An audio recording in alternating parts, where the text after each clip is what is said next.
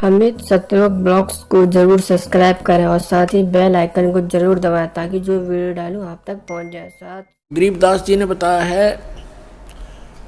हम सुल्तानी नानक तारे दादू को उपदेश दिया, जात जुलाहा भेद न पाया यो काशी महे कबीर हुआ। गरीबदास साहिब जी कह रहे हैं कि हम इंक्लूडिंग मी यानी गरीबदास सहित नानक जी को, अब्राहिम सुल्तान अधम को और दादू जी को, गरीबदास साहिब जी कह रहे हम सब को पार किया। किसने? परमात्मा कबीर जी ने। और कौन है वो कबीर जी? जो धानक रूप में, जुलाहे रूप में काशी में 120 वर्ष तक रहे थे। वो परम अक्षर ब्रह्म, वो सत्य पुरुष, वो अकाल मूर्त हैं, वो शब्द स्वरूपी राम है। हम सुल्तानी नानक तारे दादू को उपदेश दिया, जात जुलाहा भेद न पाया वो काशी महे कबीर हुआ। अनंत कोटि ब्रह्मांड का एक रति नहीं भारे, सतगुरु पुरुष कबीर हैं कुल के सिरजनहार। आदरणीय नानक साहिब जी ने कहा, जो गुरु ग्रंथ साहिब के पृष्ठ नंबर 24 पर अंकित है वाणी कि एक सवान दुई सवानी नाल भलके भोकाई सदा ब्यार, कूड़ छुड़ा जूठा मरदार, ये धानक रूप रहा करतार। तेरा एक नाम तारे संसार में, एहो आस एहे आधार, और धानक रूप रहा करतार। फाई सूरत मुलुक की वेश, ए ठगवाड़ा ठगी देश, खरा सियाणा भोता भारी, धानक रूप रहा करतार। परमात्मा सचखंड में लेकर गए आदरणीय नानक साहिब जी को। फिर परमेश्वर ने उनको बेई नदी के किनारे वापस छोड़ दिया सशरीर।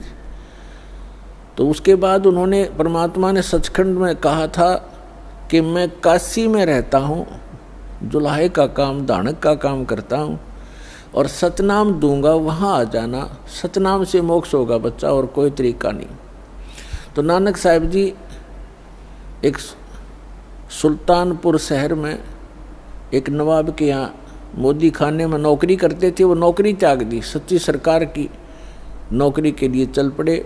बनारस में पहुँचे, जब देखा जो सचखंड में देखी थी जो सूरत, और वो देखा वहाँ एक जुलाहे के रूप में कपड़ा बुनते हुए, तब कहा था फाई सूरत मुल्क की वेश, ए ठगवाड़ा ठगी देश, खरा सियाणा बहुता बार, ये धानक रूप रहा करता। कहा था ये बोली आत्माओं, देखो ये लोगों आओ, ये अपने आप को छुपाए बैठा है, ये ठग है, ये ठगवाड़ा है। प्यार में रो रो कर कह रहे थे, ये बैठा धानक रूप रहा करता और धानक रूप रहा करता। इसी प्रकार मुलुकदास जी ने कहा, दादू साहिब जी ने कहा है कि जिन मुख को निज नाम दिया सोए सतगुर हमार, दादू दूसरा कोई नहीं, ये कबीर सिरजनहार। और मुलुकदास जी ने कहा था, जपो रे मन साहेब नाम कबीर, जपो रे मन परमेश्वर नाम कबीर। और फिर कहा है कि दास मलोक सलूक कहत है, खोजो खसम कबीर, जपो रे मन परमेश्वर नाम कबीर। काफी लंबा प्रकरण है, लेकिन हम थोड़ा थोड़ा आपको प्रमाण दे रहे हैं। और आदरणीय धर्मदास जी ने कहा है, आज मोहे दर्शन दियो जी कबीर, आज मोहे दर्शन दियो जी कबीर, सतलोक से चल कर आए, सत्यलोक से चल कर आए, काटन काल की जंजीर आज मोहे, दर्शन दियो जी कबीर आज मोहे, दियो जी कबीर। तो ऐसे इन महापुरुषों ने परमात्मा के गुणगान किए। और गरीबदास साहिब जी कहते हैं, अनंत कोट ब्रह्मांड का एक रति नहीं भार, और सतगुरु पुरुष कबीर हैं ये कुल के सृजनार। गरीबदास साहिब जी ने अपनी अमृतवाणी में परमात्मा की महिमा और हमें जो भगवान ने यहाँ क्रिया करने के संकेत दिए हैं, आदेश दिए हैं, वो वर्णन किया है, सुनाते हैं। क्या बताते हैं? कस्तूरी नाम कबीर है ये बिन छेड़े मैं कंत,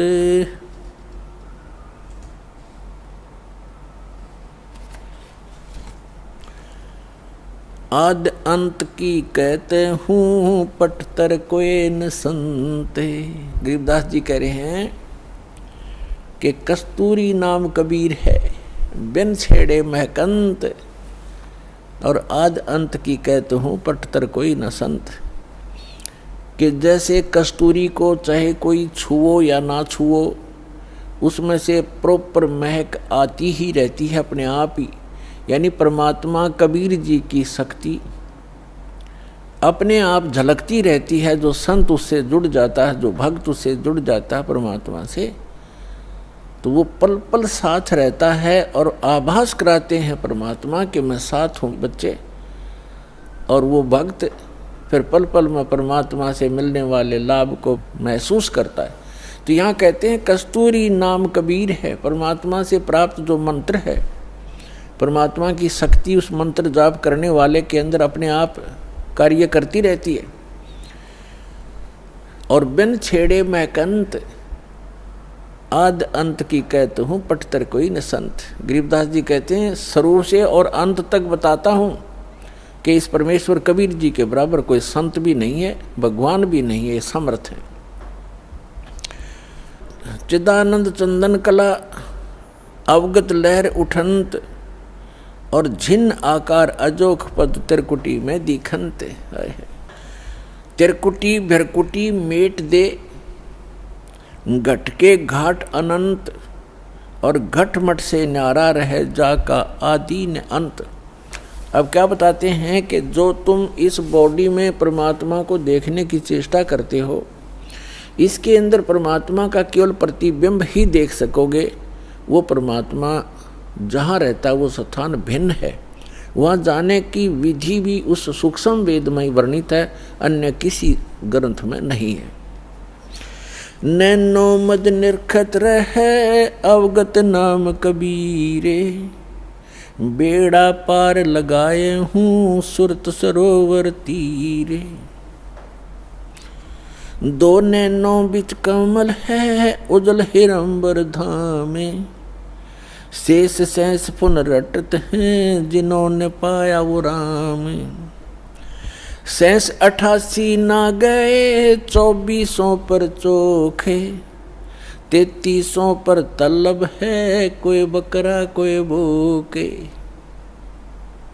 शेष 88 ना गए 2400 पर चोखे, 3300 पर तलब है कोई बकरा कोई भूखे। अब क्या बताते हैं परमात्मा?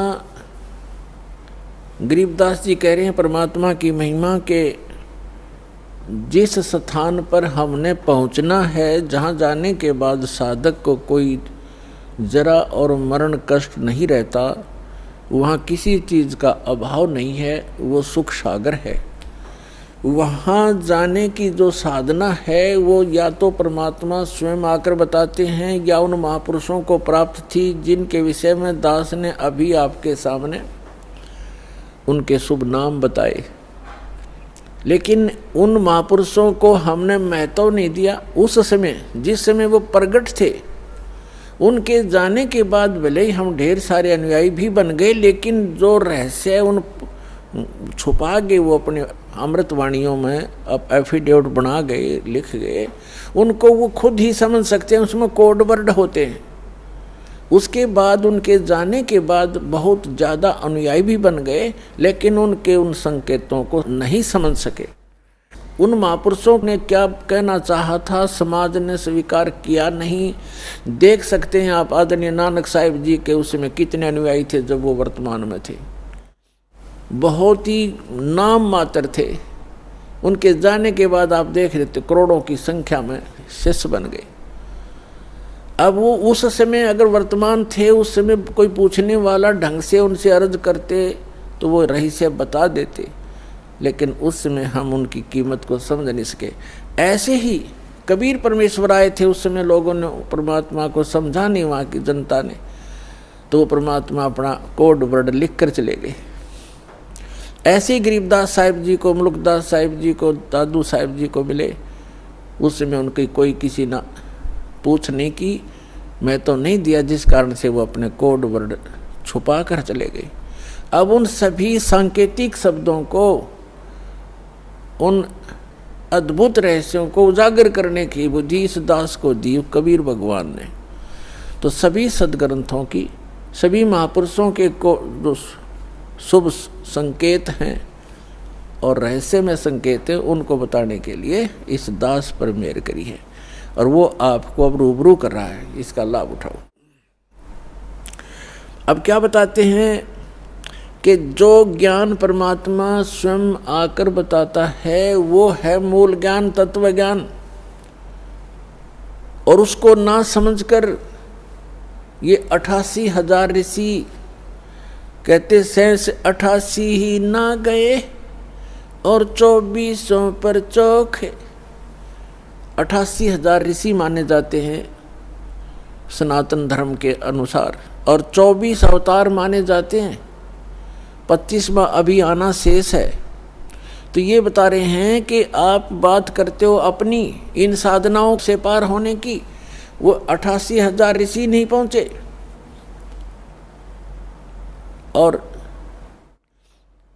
ये 24 अवतार भी उस स्थान को प्राप्त नहीं कर सके, और 33 करोड़ देवता माने जाते हैं। कहते हैं 3300 पर तलब है, कोई बकरा कोई बोक है। सुर नर मुनिजन 33 करोड़ी, बंदे सभी नरंजन डोरी। ये 33 करोड़ देवता ये सब काल की डोर से बंधे हुए हैं, इनको यथार्थ ज्ञान नहीं। अपनात्मा अब यहाँ एक बहुत बड़ा जो है बहुत बड़ी शंका पैदा हो जाती है भक्त को कि 88,000 ऋषि ऐसे महापुरुष कहलाते हैं और वो भी पार नहीं हुए। तो पुण्यात्माओं, ये कहने से नहीं प्रमाणों से सिद्ध होगा कि न तो ब्रह्मा विष्णु महेश को ज्ञान था, और ऋषियों को तो होगा कहाँ, क्योंकि ब्रह्मा जी से ही ज्ञान प्राप्त है इनको। अब एक शब्द दास ने परमात्मा की अमर वाणी से, गरीबदास जी की वाणी से बोला है कि शेष 88 नहीं गए और 2400 पर चौक, 3300 पर तलब है, कोई बकरा कोई बोक। यानी 33 करोड़ देवता, 88,000 ऋषि, 24 अवतार जो अभी तक आ चुके हैं, ये मोक्ष प्राप्ति नहीं कर सके। क्यों नहीं कर सके? क्योंकि इनके पास धात्म ज्ञान नहीं था, वो तत्व ज्ञान नहीं था जो श्रीमद् भगवद गीता अध्याय नंबर 4 के श्लोक नंबर 32 में कहा है कि सच्चिदानंद घन ब्रह्म की वाणी में वो अमृत ज्ञान, वो तत्व ज्ञान है जो उन्होंने अपने मुख कमल से बोला है। उसमें विस्तार के साथ साधना लिखी है, यज्ञ यानी धार्मिक अनुष्ठानों की जानकारी बताई है। उसको जानने के बाद मोक्ष प्राप्ति होगी। चौथे अध्याय के 34वें श्लोक में गीता ज्ञानदाता कहता है कि अर्जुन, उस तत्व ज्ञान को जो सच्चिदानंद घन ब्रह्म की वाणी में लिखा है, उस तत्व ज्ञान को तू तत्वदर्शी संतों से जाकर समझ, उनको दंडोत प्रणाम करने से, कपट छोड़कर सरलतापूर्वक प्रश्न करने से वो तत्वदर्शी संत तुझे उस तत्व ज्ञान का उपदेश करेंगे। तो इससे सिद्ध है कि गीता ज्ञान दाता भी उस तत्व ज्ञान से अपरिचित है, और तत्व ज्ञान से अपरिचित है तो मोक्ष कहां से होगा उनका। तो ये अंडरस्टूड है पुण्यात्माओं कि अभी तक इन ऋषि महर्षियों और इन देवताओं को कख भी पता नहीं था अध्यात्म मार्ग का। केवल डरे डोते रहे, सिद्धियां प्राप्त कर लेते, आकाश में उड़ जाने की, पृथ्वी के ऊपर चलने की, सागर को पी जाने की। ये तो अपना जीवन नाश करने के एक चमत्कार हैं, और मोक्ष प्राप्ति के लिए वो मंत्र जो उसका आधार है वो इनको प्राप्त नहीं हुआ।